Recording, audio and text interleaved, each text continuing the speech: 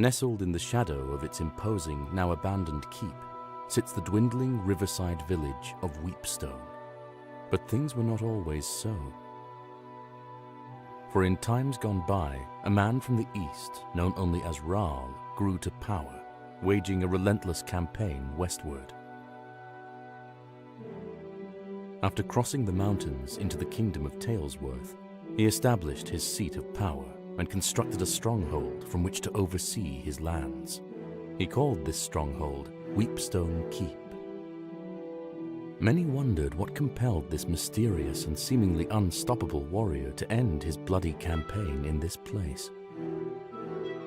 But the years were good to Weepstone and its people, their harvests unfailingly robust, and their industries the envy of neighbors both near and far.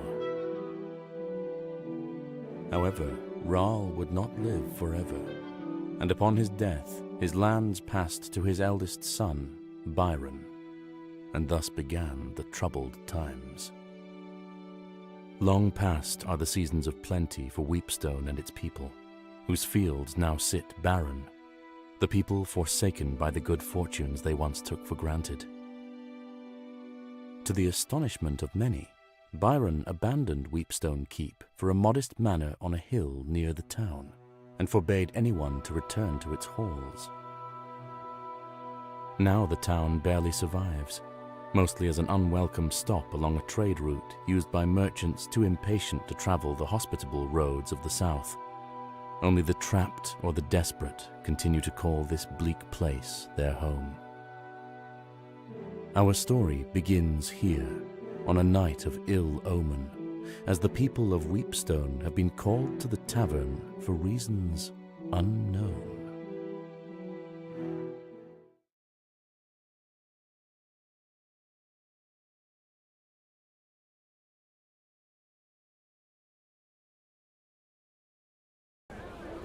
Good people of Weepstone, I've summoned you here to discuss a matter of grave importance. My brother and your lord, Byron, has fallen ill. He is rarely conscious. His nights are fraught with fevered dreams and terrible nightmares. The healers know not what ails him. In his half-waking state, he mumbles incoherently of Weepstone Keep, the castle that our father built, our childhood home. I can only hope that it is there where answers may lie. Are there any among you willing to delve into that forsaken place to find the source of Byron's torment? I will not lie. There is undoubtedly great danger waiting for any who venture there, in the form of both man and beast. While the keep and its contents have been forbidden since our exile, I hereby decree that any brave enough to take on this task may enter, explore, and importantly, keep what they may find within its walls. Who among you will take up this duty?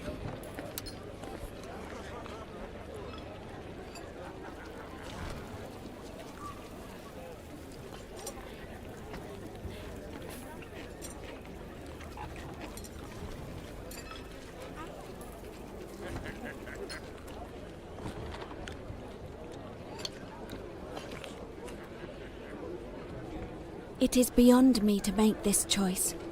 This path has already been chosen for me.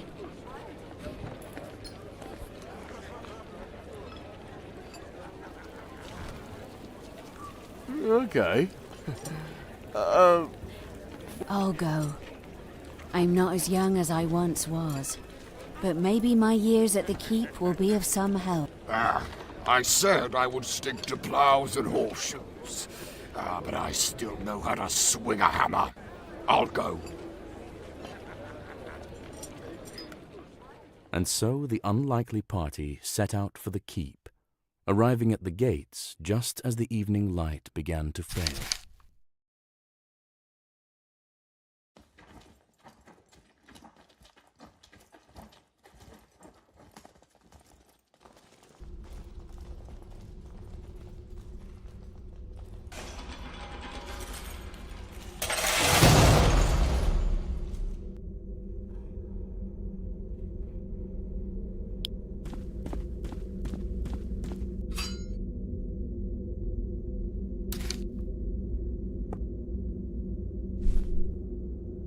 The party lifts with their combined might, but can do little to move the steel portcullis. One can only assume the formidable visage on this statue is Rahl himself. There seems to be something missing from this statue's hand, as though it's meant to...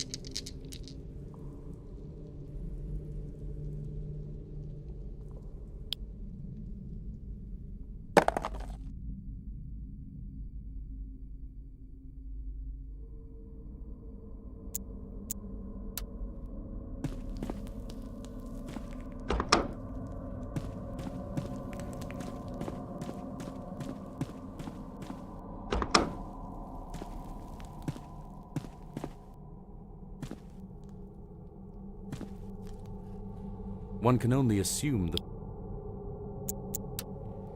the arm seems to be designed to act as a lever. One can only assume the scepter snaps in.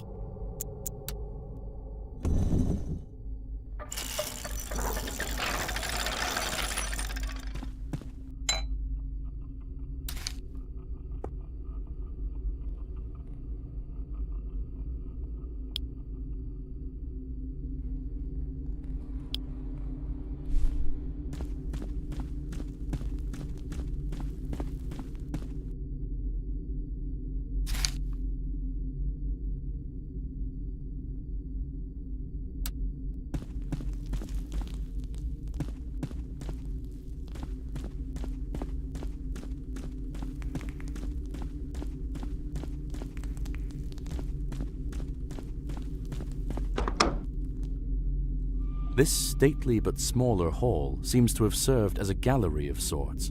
Crumbled detritus of carved busts and toppled plinths lie in shambles across the floor.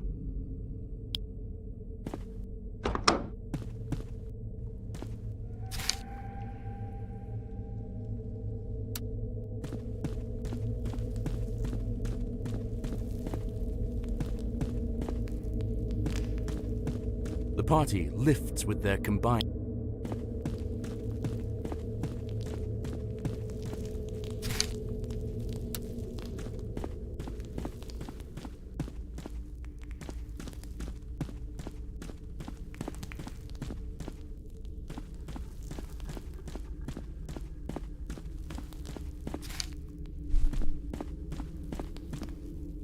This door is wedged shut by the...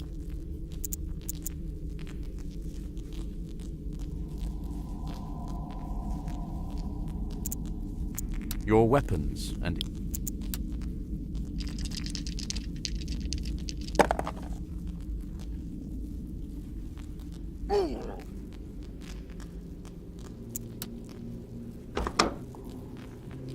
Spartan beds and matching foot chests hint at this room's use as a barrack of some kind.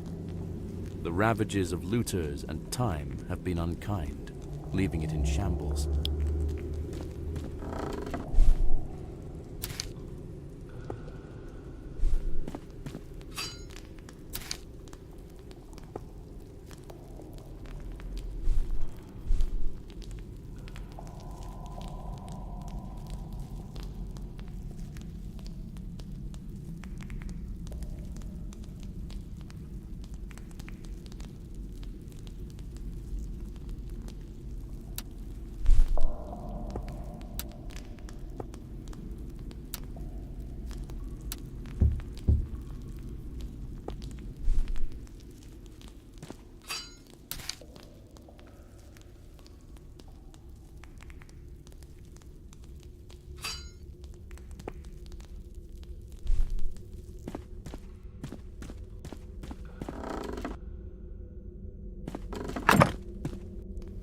The sound of small boots disturbs the quiet of the room as small figures burst forth from the haphazard barricade. They brandish crude weapons and seem particularly intent on defending their hideout.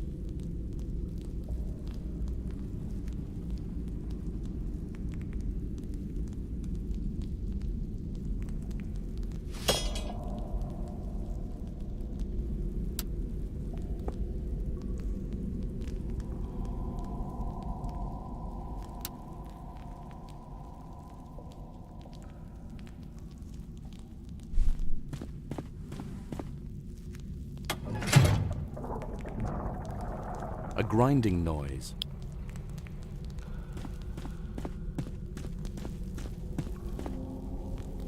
This door is wedged.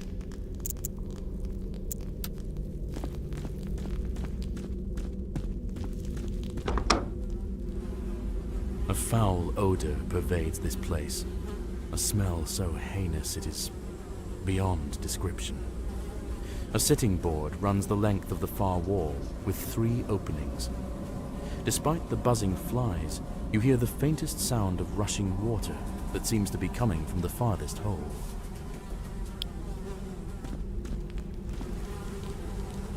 Your guts.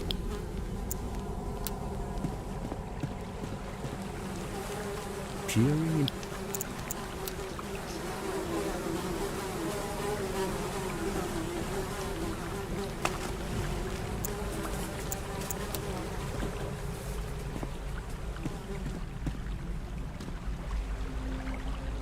As you approach the middle latrine, you are blasted.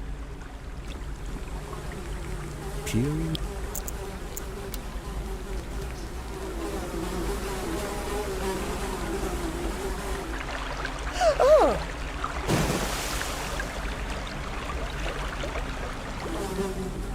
The party calls down in desperation.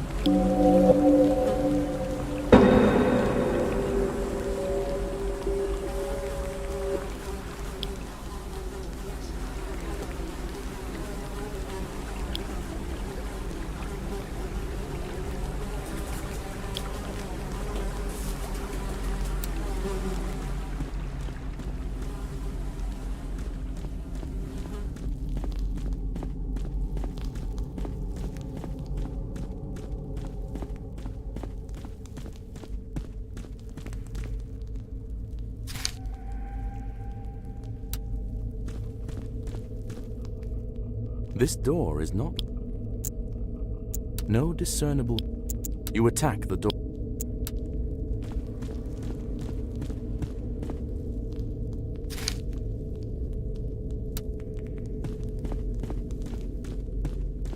The party lifts with their.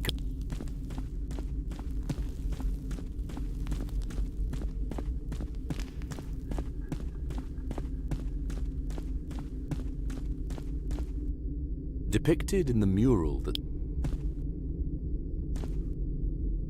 before you span.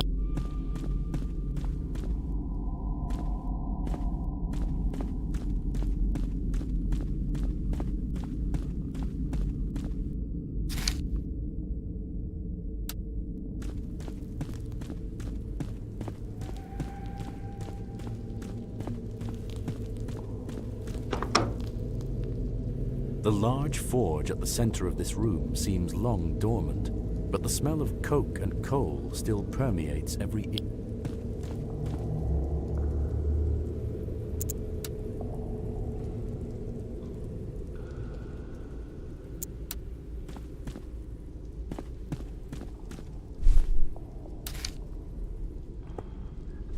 You've already got one of them.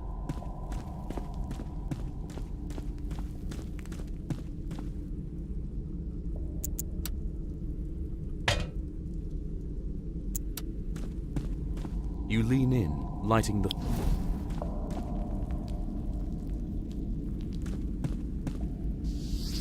The forge begins heating as more air pumps. The forge is as hot as it's going to get.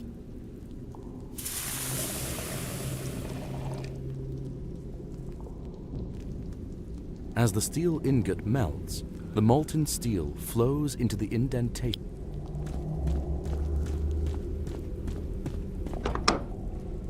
A filthy, disheveled man holding a knife cowers in the corner while eyeing you cautiously. Makeshift bedding and various personal effects lie in disarray.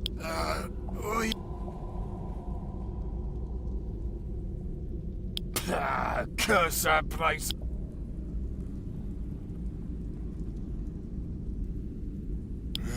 Other than all the creatures.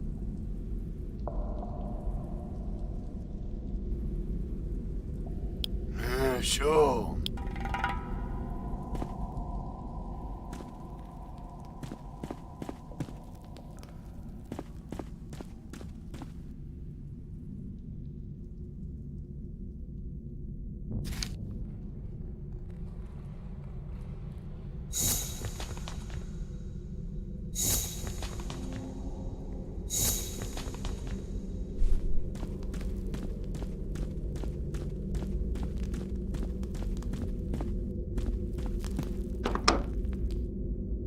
The smith's quarters are Spartan and humble, but must have once been a comfortable respite from the heat.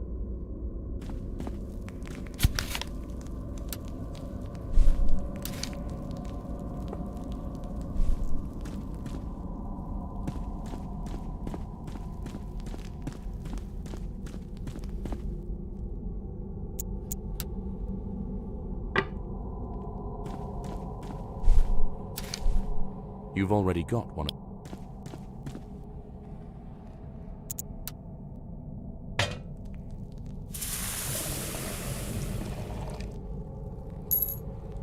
As the ingot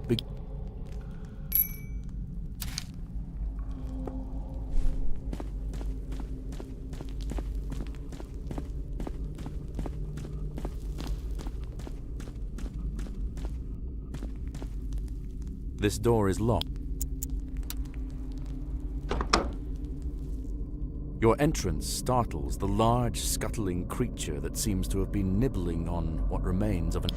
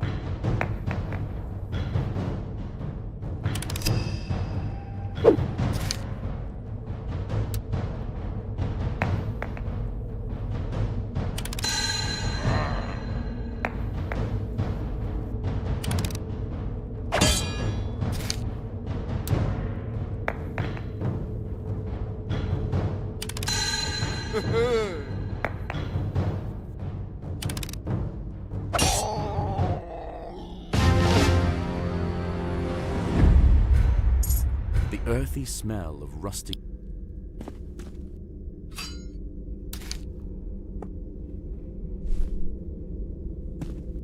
These weapons have been...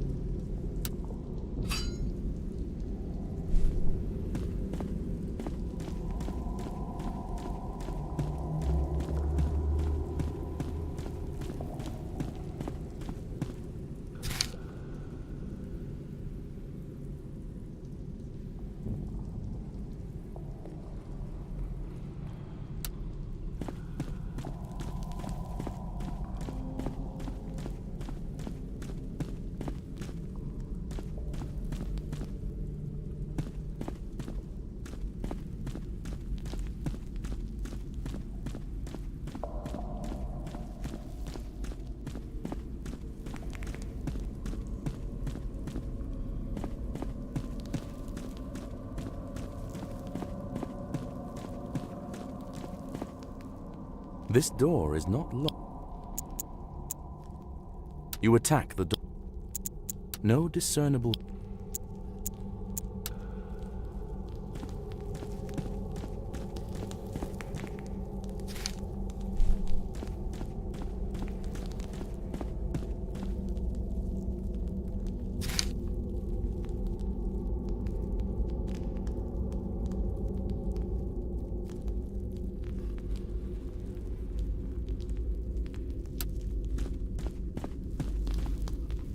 This door...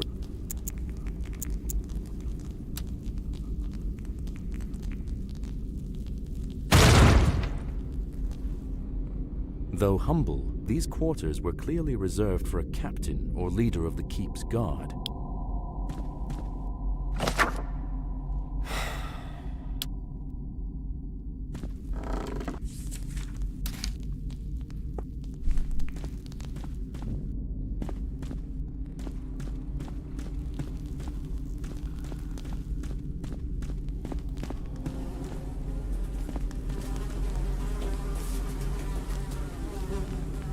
Your guts royal, your eyes...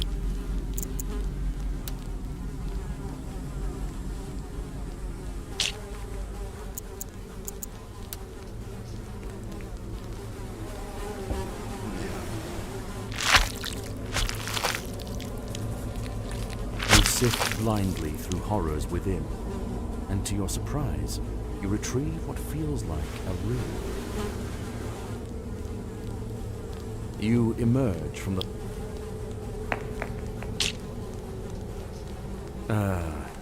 let's just say that you're poisoned.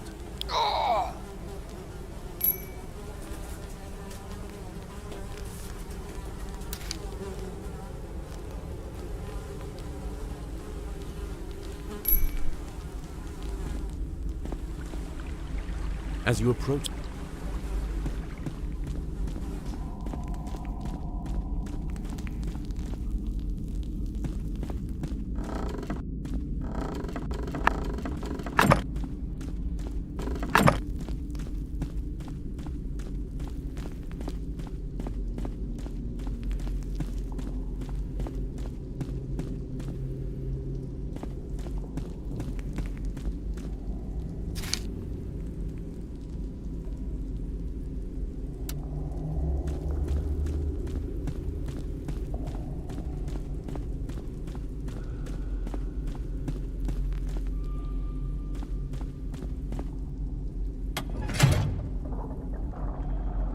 A grind...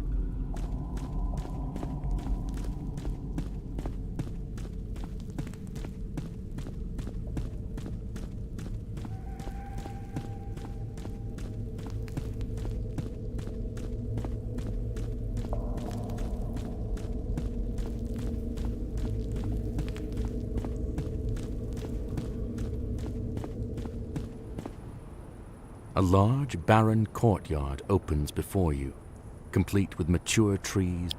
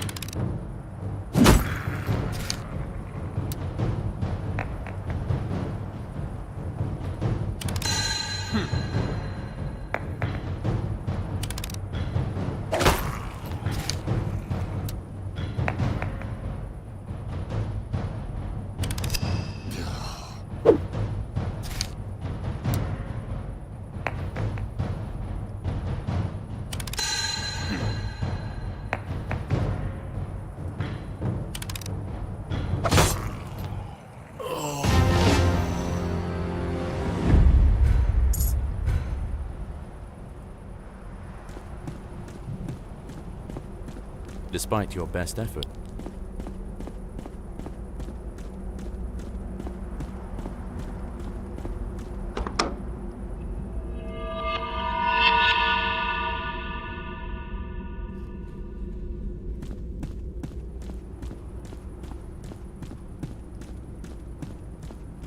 Despite your best effort.